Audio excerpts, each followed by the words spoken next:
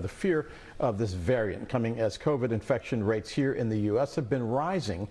But should we as a country expect another shutdown? And will this new variant convince the unvaccinated to get their shots? The smartest minds in politics are here to help us answer all of those questions. Democratic strategist Kristal Knight. Atiba Madyun is the CEO of Politics U.S. and Nayyera is back to join the conversation.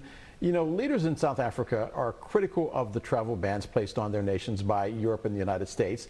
They say the bans are hasty and will have little effect. Dr. Anthony Fauci, though, disagrees. Take a listen. When you diminish or stop or block travel from a particular country, there's a reason for that. It's to give you time to do things. So don't let this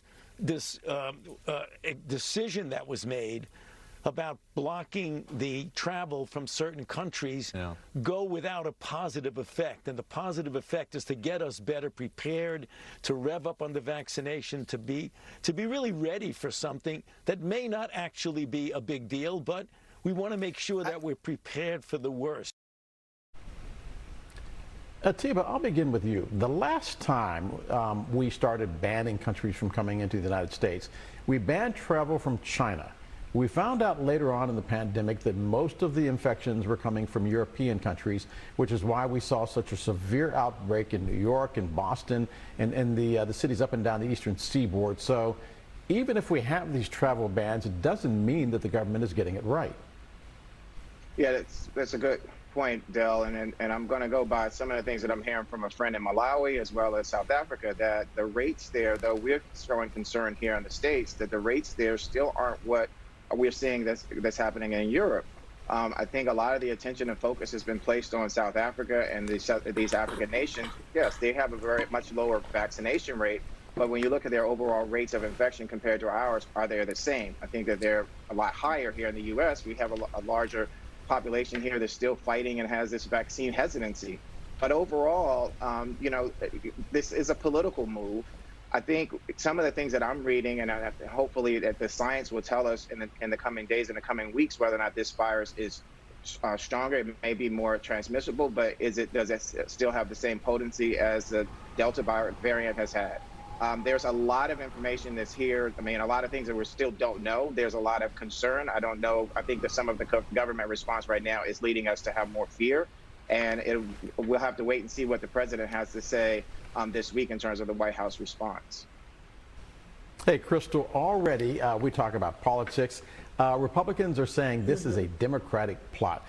Congressman Ronnie Jackson, who was Donald Trump's White House doctor, says this is a Democratic plot to keep Joe Biden in office. I'll let you take a bite at that apple.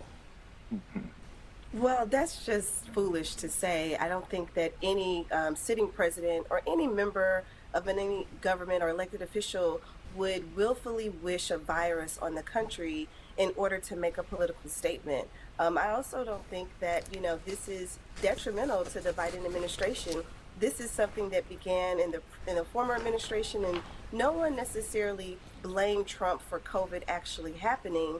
What the Democratic Party really was doing was blaming Donald Trump for his handling of the pandemic, the way in which he instituted or lack of instituting any type of restrictions, mask mandates, and really allowing, you know, state leaders to make their own decisions. And so when I hear Republicans say that this is a Biden pandemic or this is a Biden issue, it's an issue for the entire world. This is something that we will continue living through, and every president, regardless of who's in office, will attempt to get it right. And until he or she does that, we'll continue figuring out ways to, you know, to safely secure Americans here and abroad.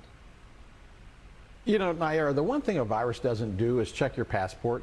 We are allowing Americans to come back into the country because they are American citizens, but should the Biden administration, if they truly want to be serious about making sure that the virus doesn't get into the United States, although some believe it already is here, be telling Americans traveling home from abroad that you have to quarantine and be tested rigidly? Yes and yes. Again, that would be what the science would tell you, which is in order to travel, not only should you be wearing your mask, you should have a negative test before departure and also upon arrival quarantine. But that's, again, not something politically the United States can manage. So they're kind of making it's the you know, they're trying to split the baby at this point. And unfortunately, splitting the baby doesn't really get anybody much of anything.